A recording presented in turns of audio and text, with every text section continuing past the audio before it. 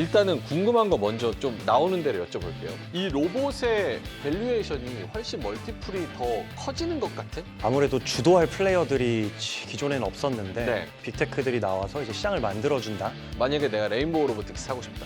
근데 밸류를 딱 따져봤더니 오 이거 나 비싼 것 같은데 라고 하면 다른 상대평가로 비싸다 싸다를 좀 판단할 수 있는 그런 바로미터나 기준치가 있나요? 전체적인 파이 자체가 경원, 뭐 천조원 뭐 네. 이런 식으로 나오고 있잖아요. 아, 그래서 로봇을 하려고 하는 업체들이 특정 주식을 선점하는 단계인 것 같아요. 일단 기준치는 PSR 10배. 10년 뒤에 아 얘네는 진짜 로봇 진짜 잘한다. 엄지척할 대기업 그룹사는 누가 있어요? 일단 뭐 조심스럽지만 10년 뒤의 얘기인지라 조심스러워 보입니다. 네, 이거 함부로 얘기해서는 안 되는 건데 네, 예측이니까. 예, 예.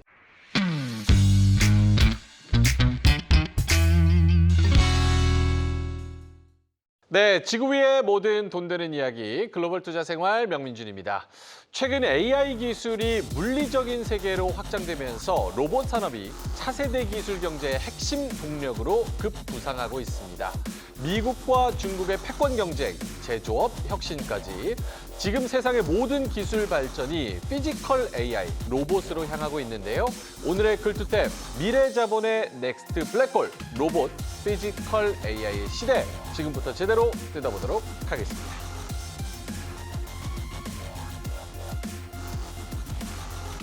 네, 12월 증시 로봇주 전성시대라고 해도 과언이 아닐 만큼 로봇과 연결고리만 있다 하면 너도 나도 에너지가 확 뿜어져 나오는 장세인데요. 오늘은 다음 미래를 열어갈 새로운 주인공, 로봇의 투자 좌표를 확실하게 짚어드리겠습니다. 로봇 시장의 흐름과 기회를 누구보다 빠르고 정확하게 읽어내시는 분이죠. 하나증권에서 나오셨습니다. 박찬솔 연구원님 모시겠습니다. 어서 오세요. 일단은 원래 우리 시장에서 로봇이라고 하면은 뭐 레인보우 로보틱스, 두산 로보틱스 이런 것들이 막 집중이 됐었는데 최근에 이제 엔비디아도 뭐 이렇게 퍼포먼스 하면은 작은 로봇이 귀엽게 나와가지고 거기서 막 인사도 하고 또 테슬라의 로봇도 나와서 뭐 서빙하는 것도 이렇게 보고 그러니까 이 로봇의 밸류에이션이 훨씬 멀티플이 더 커지는 것 같은 더 많은 밸류를 주는 것 같은 그런 느낌이 있는데 그게 맞나요?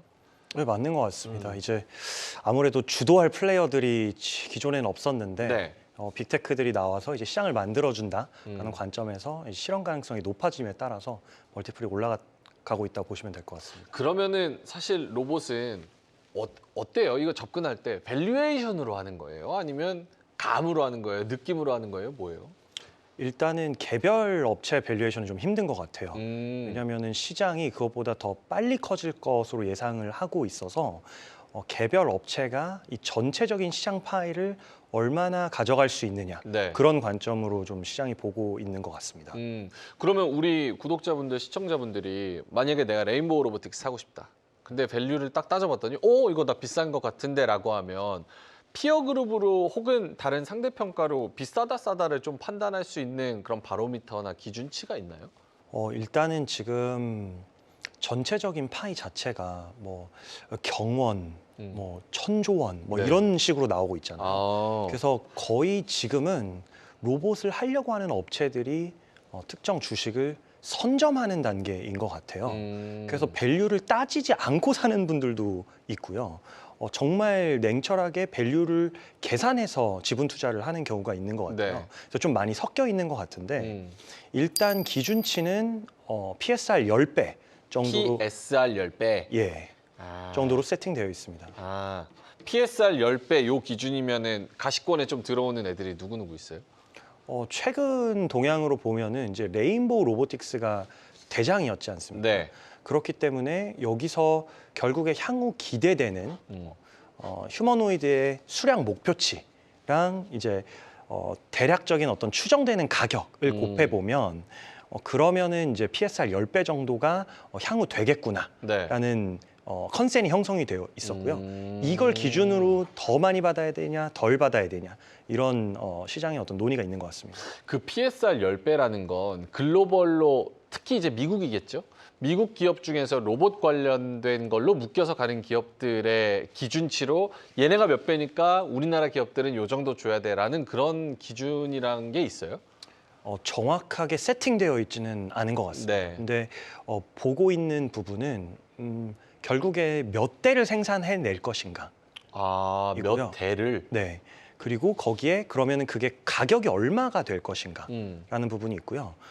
그걸 기준으로 지금 대비 최소 10배는 성장할 거니까 네. 그런 관점으로 이제 포워드를 현재로 가져와가지고 밸류에이션하는 음. 방법을 채택하고 있습니다. 그러면 이게 할 얘기가 너무 많아가지고 조금 정신이 머리가 복잡하긴 한데 일단은 궁금한 거 먼저 좀 나오는 대로 여쭤볼게요. 네. 사실 레인보우 로보틱스도 그렇고 삼성 관련된 로봇주, SK 관련된 로봇주, 또 LG 관련된 로봇주 이렇게 해서 같이 묶어서 이렇게 붙어 다니는 애들이 있잖아요. 이 대기업들 중에선 연구원님 생각에는 10년 뒤에 아 얘네는 진짜 로봇 진짜 잘한다 라고 엄지척할 대기업 그룹사는 누가 있어요? 일단 뭐 조심스럽지만 10년 뒤의 얘기인지라 조심스러워 보입니다. 네, 이거 함부로 얘기해서는 안 되는 건데 네, 그냥 예측이니까. 예, 지금 상황에서 보자고 하면 일단 레인보우 로보틱스 삼성 쪽이 가능성이 제일 높아 보이고요. 네. 두 번째로는 이제 현대차 계열 오. 쪽이 높아 보입니다. 이유도 궁금하실 것 같은데. 일단 레인보우 같은 경우에는 기술 기반의 업체이거든요. R&D 역량이 뛰어난 업체라고 보시면 될 것 같고 연구소 베이스를 삼성이 인수했다고 보시면 될 것 같아요. 네. 삼성이 하고 싶은 거는 넥스트 갤럭시를 만들고 싶은 겁니다. 하드웨어 쪽에서 스마트폰을 키워왔던 것처럼 네. 로봇도 비슷한 관점으로 볼 수 있다고 보이거든요. 네. 그래서 여기에 미국 소프트웨어를 탑재를 해서 결국에 글로벌 유통망에다가 삼성 브랜드를 공급하는 그 형태가 진행될 거로 보고 있고요. 그리고 두 번째로 보고 있는 현대차 그룹 같은 경우에는 뭐 보스턴 다이내믹스를 가장 먼저 좀 선점했던 그런 인사이트가 있는 업체이기도 하고 네. 두 번째는 자동차 부품, 특히 전기차 쪽이 휴머노이드랑 부품을 한 40% 정도 공유하고 있습니다. 그렇게 많이 공유해요? 전기차 파트가. 오. 그렇기 때문에 아무래도 대량 생산을 하면서 가장 유리하지 않을까라는 오. 관점이고요. 그래서 보시면은 이번에 젠슨황의 네. 한국 방문 때도 음. 깐부 회동이라던가 이런 부분들이 좀 큰 맥락에서 해석해 볼 수 있는 부분입니다. 그러고 보니까 진짜 그 깐부치킨에서 딱 현대차랑 삼성이랑 엔비디아랑 이렇게 만났네요. 맞습니다. 알겠습니다. 그래서 레인보우 로보틱스랑 현대차 여기가 조금 잘할 것 같다. 물론 향후 미래는 어떻게 될지 몰라서 조심스러운 예측이기는 했습니다. 사실 우리가 요즘엔 유튜브 영상도 많으니까 보면은 진짜 사람처럼 움직이고 막 행동하고 이런 로봇들도 꽤 많이 보이잖아요. 로봇도 막 요리도 막 이렇게 하고 운동하는 로봇도 있고. 근데 이게 아직은 좀 상용화가 안 되는 그 허들, 장애물에는 뭐가 있는 거예요? 일단은 법률 규제가 있을 것 같고요. 법률 규제. 네, 두 번째는 손이라는 부분, 그러니까 기능적으로 범용성을 띠려고 하면 네. 손이 다양한 기능들을 수행해야 되는데 네. 그 부분이 이제 좀 부족하고요. 그 세 번째는 영상에서 보는 거와 다르게 한 번에 여러 가지의 동작을 이어나가면서 하기 어려울 겁니다. 아, 그래요? 그건 소프트웨어 문제가 제일 크겠네요. 그 부분은. 네, 맞습니다. 그럼 아직 소프트웨어적으로도 이게 완성도가 뭐 미달이고, 그리고 기술적으로도 이제 피지컬적으로도 손이 좀 그렇고, 법률도 규제가 있고, 가격도 그러면은 아직은 좀 대량 생산에 그런 미치는 가격에는 좀 못 미달하겠네요. 가격 같은 경우에는 좀 논의하기 어려운 게 하드웨어 파트는 중고에서 이미 몇백만 원 수준에서 좀 저가 제품들은 생산해낼 수 있다라고 네. 얘기했습니다. 다만 여기에는 AI 학습 비용에 포함이 안 되어 있거든요. 그래서 그 말씀하신 대로 소프트웨어, 그 난이도 있는 정교한 이제 AI를 구현하기 위해서 네. 정확히 얼마가 지금 들어가는지 추산이 불가능한 상황입니다. 왜냐하면 더 많은 돈을 투입해서 학습을 하면 네. 계속 좋아지기 때문에 결국 AI는 1위나 2위만 다 시장을 가져갈 것으로 보고 있는 상황 속에서 빅테크는 투자를 계속할 거거든요. 그렇게 되면은 이게 정확히 단위당 원가에 네. 얼마가 이제 배분될지 알 수 없기 때문에 휴머노이드 가격은 좀 계산하기 어렵죠. 지금 아직은 단계에서. 좀 그런 부분이고. 근데 지금 법률 규제나 뭐 손 기술이나 소프트웨어나 가격이나 뭐 이런 게 여러 가지 좀 베일에 좀 쌓여 있는 그런 상황인 건데, 그러면은 지금 글로벌 기업들이 내년이나 뭐 내후년에 요거를 상용화할 것이다라는 그런 포부나 계획은 좀 믿지 못할 구석이 있다는 걸로 판단을 해도 됩니까? 예를 들어서 어떤 기업이 내년 뭐 예를 들어서 뭐 테슬라나. 테슬라요. 테슬라 같은 경우에는 법률을 솔직히 말씀드리면 네네. 잘 활용을 해 나가는 법률을 활용을 잘 해나간다. 네, 좀 지금 지정돼 있는 그런 법률 안에서 움직이는 플레이어는 아닌 것처럼 보이거든요. 계속 미국의 교통국이랑도 소통을 하면서 그렇죠. 법률이 계속 개정되는 부분도 있을 거고 음. 그래서 FSD 같은 경우에도 논란이 굉장히 많았죠. 사람들이 운전을 할 때 네. 핸들을 잡고 있어야 되는데 충분히 경고를 안 준다던가 네. 그래서 그런 식으로 아무래도 휴머노이드 쪽도 진행될 가능성이 높아서 예를 들어서 지금 테슬라 다이너를 만들었지 않습니까? 네. 그럼 그게 테슬라의 어떤 소유로서 거기 안에서는 조금 더 다른 그 휴머노이드가 이동함에 있어서 다른 법률을 적용받을 수도 있는 거잖아요. 그래서 그런 오프라인 사이트들도 구축을 하고 있기 때문에 네. 테슬라 같은 경우에는 조금 논외로 보시는 게 좋을 것 같습니다. 아, 그러면 휴머노이드 말고 사실 우리가 로봇 하면은 그림이 잘 안 그려지시는 분들도 계신데, 휴머노이드도 있고 산업용 로봇, 뭐 협동 로봇 여러 가지가 있는데, 거기서 가장 우리가 좀 체감을 많이 빨리 하면서도 매출이 좀 늘어날 수 있고 효용성도 좀 우리가 느낄 수 있는 분야는 어느 분야인 거예요? 산업용 로봇이겠네요. 산업용 로봇 같은 경우에는 일단 시장 파이가 크고요. 네. 지금 우리가 로봇이라고 얘기하면 거의 다 산업용을 얘기하고 있는 겁니다. 지금 현재로서는. 근데 그 분야는 이미 성장 곡선상 조금 포화된 시장으로 생각해 볼 수도 있습니다. 네. 그렇기 때문에 시장에서 가장 관심 갖는 거는 새로운 분야, 서비스 분야이고요. 서비스 분야. 예, 그리고 서비스 분야의 이제 핵심 카테고리가 휴머노이드가 되는 겁니다. 이걸로 뭘 할 수 있을 걸로 기대를 할 수가 있어요? 뭐 요리해주고 빨래해주고 손빨래 이런 것도 하고. 일단 지금 보면은 업무별로 나눠서 하고 있더라고요.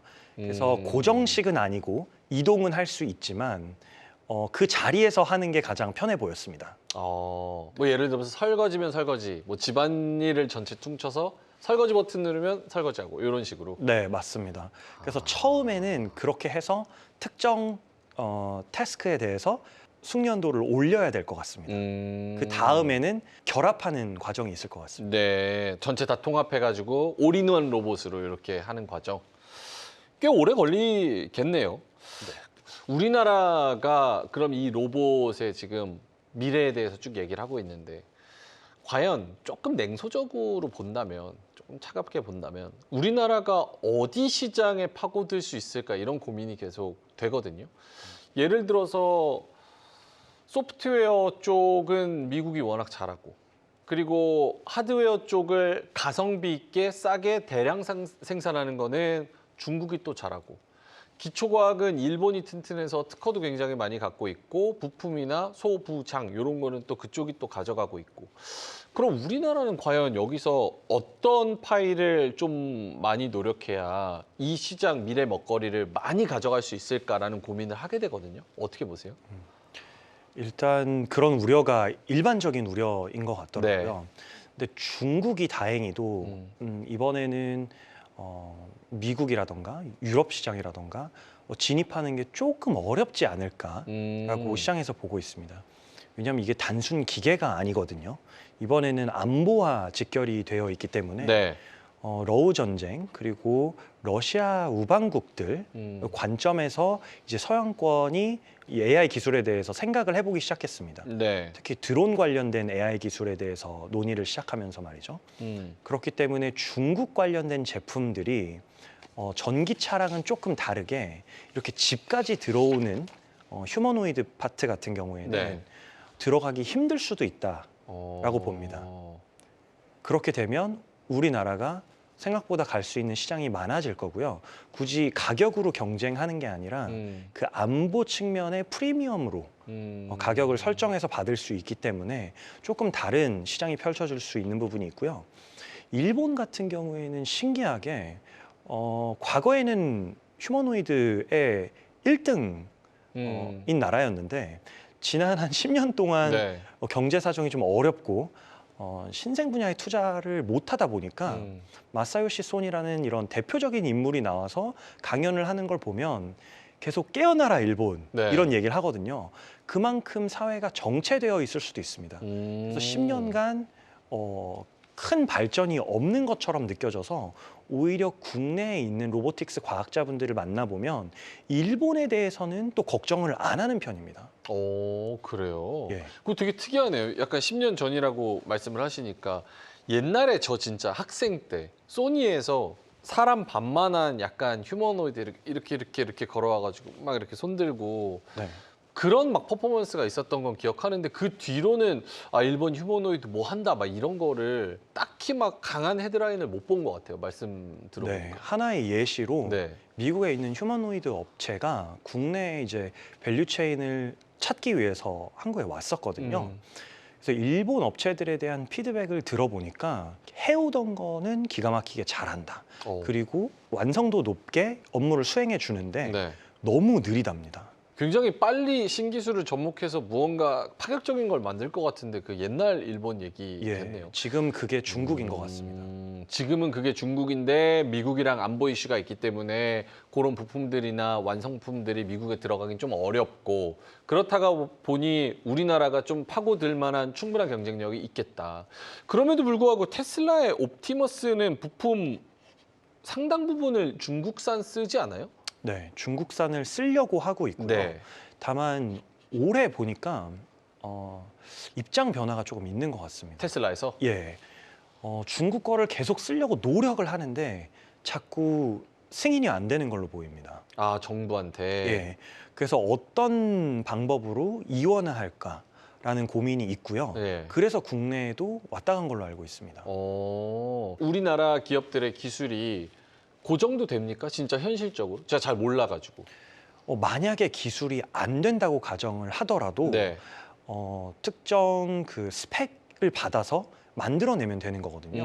저희가 자체적인 디자인 노하우가 없더라도 그 일부 기술은 완성차 업체라던가 휴머노이드 업체한테 받아서 생산할 정도는 충분히 됩니다. 그렇군요. 그래서 우리가 글로벌 시장에서 미국을 중심으로 해서 좀 파고들 만한 충분한 가능성이 있다. 맞습니다. 그리고 또 미국을 해야 될 필요도 있고요. 소프트웨어 때문에. 그러면 개별 기업으로 조금 더 한번 여쭤볼게요. 현차가 처음으로 3자를 봤어요. 근데 여기는 로봇 테마도 붙고 뭐 관세에 대한 긍정적인 얘기도 붙고 현대차 이제 갈 때 됐지라는 그런 밸류에이션에 대한 평가도 있고 뭐 여러 가지가 붙어서 그랬는데 현대 오토에버 그리고 현대차가 가진 로봇 요거에 대해서 전반적으로 좀 어떻게 평가를 하시는지.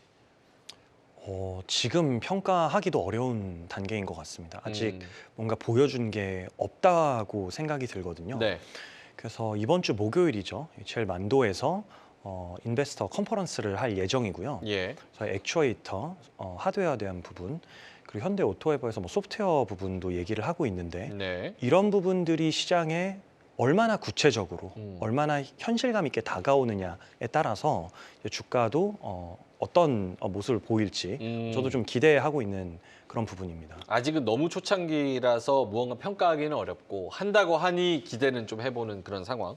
여기에 액추에이터 말씀을 하셨으니까 만도를 포함해서 다른 밸류체인의 그런 기업들까지 우리가 좀 볼만한 기업들이 있을까요? 저는 사실 미래 산업에 속한 애널리스트이기 때문에 제가 말씀드리고 싶은 이번에 이제 자동차 밸류체인과 같이 괴를 하는 업체들을 좀 말씀드리고 싶은데 3D 프린터 업체 링크 솔루션이라는 기업이 있습니다. 링크 솔루션 말씀 많이 하시네요. 예.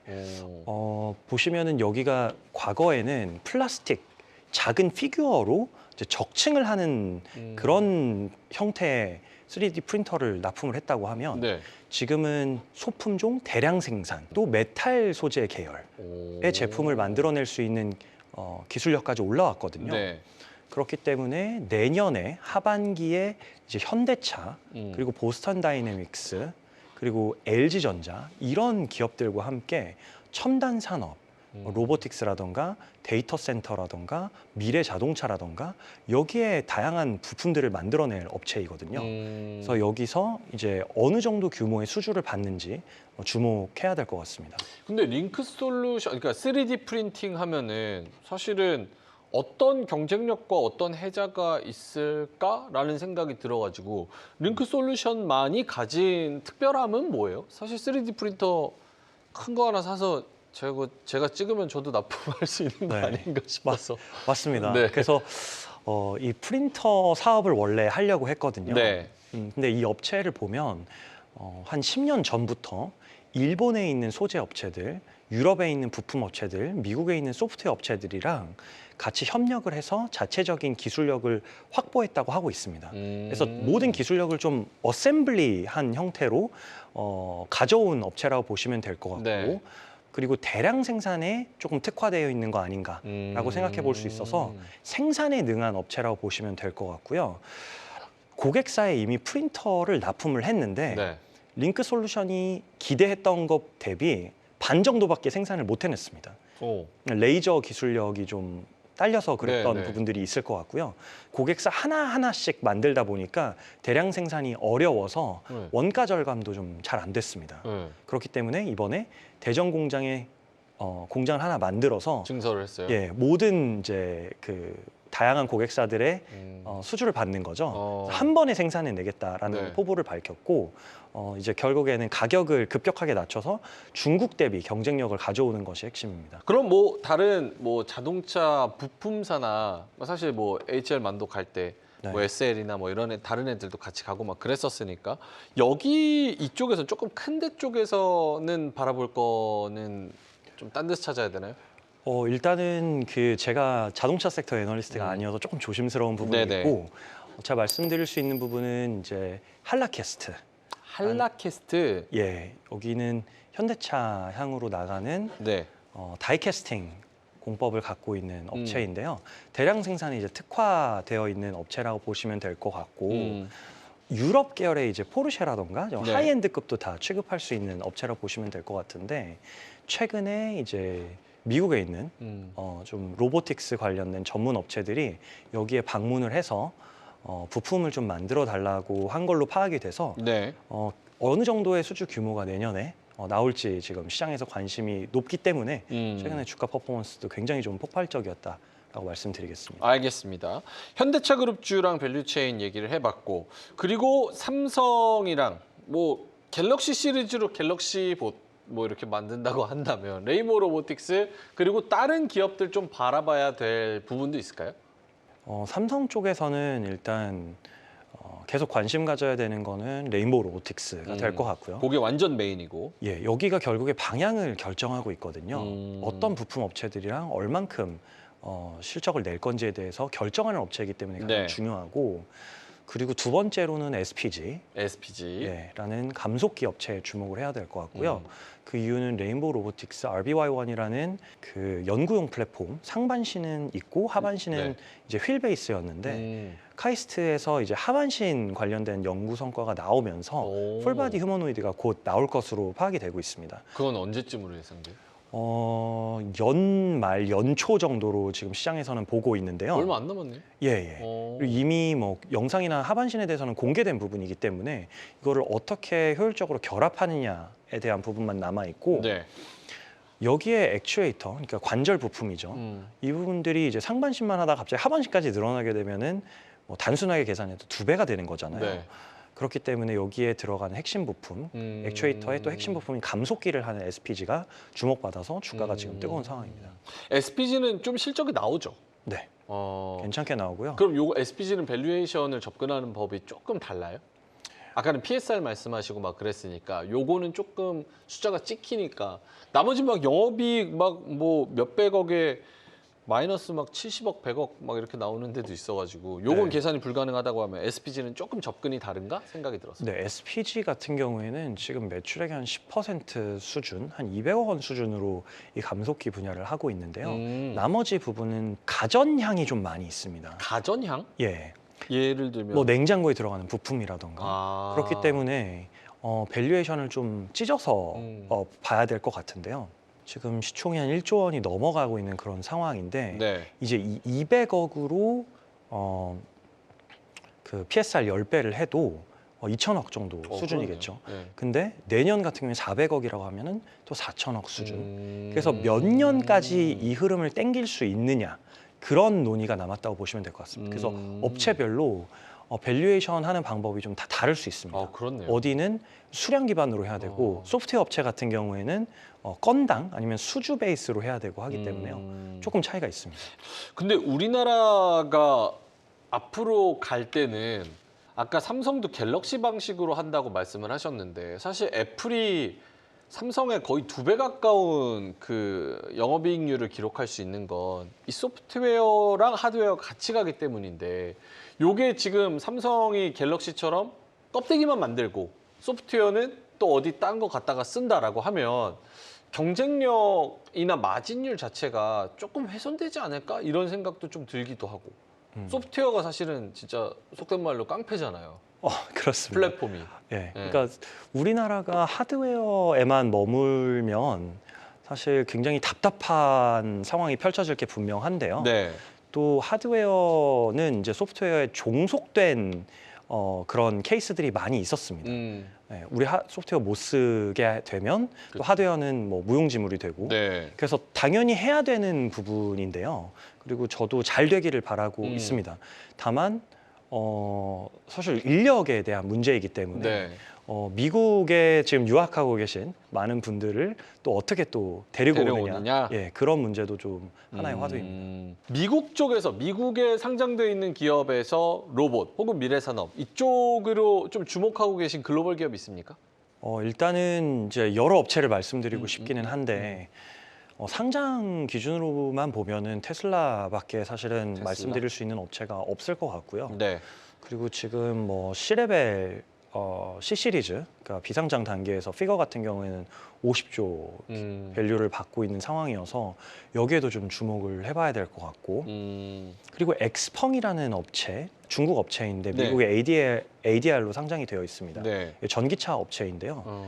여기가 이제 테슬라를 굉장히 스트릭트하게 벤치마킹을 합니다. 그렇기 때문에 테슬라 수량이 올라가면 엑스펑도 거기에 맞춰서 수량을 올리려고 하는 계획을 세우고 있고요. 그래요. 그리고 최근에 이제 여성 그 모델 캣워크 봤어요. 그게 영상. 엑스펑 거거든요. 아, 거기가 엑스펑이에요. 네, 근데 거기에 들어가 있는 액추에이터 구성을 잘 보면 아마도 테슬라 거랑 비슷하게 만들어놨을 겁니다. 그 이유는 테슬라는 액추에이터를 만들 때 다양한 어떤 시도를 통해서 뭐 실패해보고 다시 만들고 뭐 이런 접근법이 아니고요. 그건 중국의 접근법인데요. 네네. 여러 업체들 중에서 뭐 제일 좋은 것만 취사 선택해서 한 개의 업체를 만들겠다. 이런 방식이라고 하면 테슬라는 수학적 모델링을 했습니다. 네. 그렇기 때문에 그 액추에이터가 그거보다 더 뛰어난 성능을 내기는 물리적으로 불가능하거든요. 아, 수학적으로 계산돼서 하니까. 예, 그러면은 이제 표준화가 테슬라께 될 가능성이 있습니다. 그래서 이제 엑스펑이 테슬라랑 유사한 액추에이터를 만들어 놓은 건데요. 네. 그렇기 때문에 좀 주목해봐야 되는 업체이고요. 그리고 중국에 상장돼 있는 유비테크라는 업체가 있는데 네. 여기는 자동차 업체들이랑 협력을 해서 가장 많은 고객사를 보유한 업체입니다. 일단 뭐 페이퍼상으로는요. 네. 그래서 이 업체도 좀 주목해봐야 될 것 같습니다. 마지막으로 우리 구독자분들, 시청자분들한테 로봇 궁금해서 이제 클릭하셨을 테니까 2026년에 로봇 관련된 키워드나 뉴스 혹은 흐름은 요런 쪽으로 좀 알아두셨으면 좋겠다고 꼭 하시고 싶은 말씀이 있으세요? 네. 제가 드리고 싶은 말씀은 내년에는 실행력을 검증하는 단계이고요. 실행력. 예. 올해는 기대감으로 좀 주가가 많이 올랐다고 보면 네. 내년에는 실적도 실적이지만 실제로 올해 계획했던 내용을 꾸준하게 밀고 나갈 수 있는 업체들의 시장이 프리미엄을 부여할 거로 보고 있습니다. 어. 결국에 그렇게 해야만 27년, 28년도에 소프트웨어 부분이 이제 인간 수준으로 올라왔을 때 거기에 탑재할 완성도 높은 하드웨어가 준비될 거거든요. 그래서 내년에는 어떤 업체가 속도 측면에서 빠르게 생산량을 늘릴 수 있는지 네. 주목해 보시면 좋을 것 같습니다. 네, 그러니까 이 기업들이 로봇 관련해서 특히 휴머노이드 서비스 로봇 관련해서 원래 약속하고 계획했던 걸 그대로 시간 맞춰서 좀 지켜내느냐 이런 거를 좀 평가받는 시기가 될 것이다. 알겠습니다. 그래서 해외 쪽에서는 테슬라 그리고 국내 쪽에서는 삼성 관련된 로봇 그리고 현대차 그룹주 관련된 로봇 이런 걸 좀 주목해 보면 좋을 것 같다. 자, 이제 슬슬 보내드려야 될 것 같은데요. 로봇주 요즘 분위기만 보면은 이거 안 담으면 뭐 소외되는 거 아니야? 이런 생각 들 수밖에 없겠죠. 근데 더 중요한 건 지금이 이제 첫 페이지인지 아니면 이미 중간 챕터에 들어온 건지 구분하는 건데요. 오늘 이야기로 로봇주 열풍 속에서 어디를 보고 갈지 어디서 한번 숨을 고를지 기준 하나쯤은 분명히 세우셨을 것 같습니다. 모두 기대와 현실 사이에서 수익이 되는 구간을 잘 포착해 나가시길 바라겠고요. 로봇 투자 이야기의 중심을 명확하게 딱 짚어주신 하나증권의 박찬솔 연구원님 오늘 여기서 보내드리겠습니다. 고맙습니다. 감사합니다.